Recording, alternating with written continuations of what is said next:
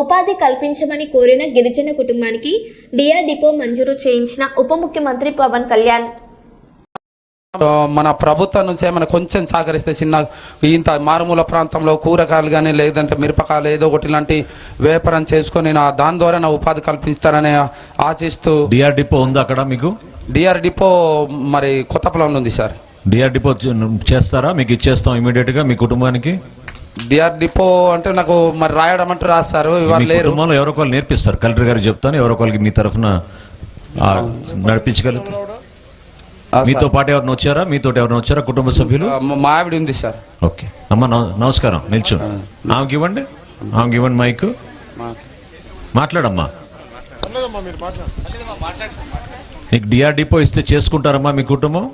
చేస్తాం sir. Very good, very good. Collector గారికి చెప్పి డిప్యూటీ సీఎం గారు చెప్పారు, శాంక్షన్ చేద్దాం మీకు, చేసుకోండి సార్. చూడండి.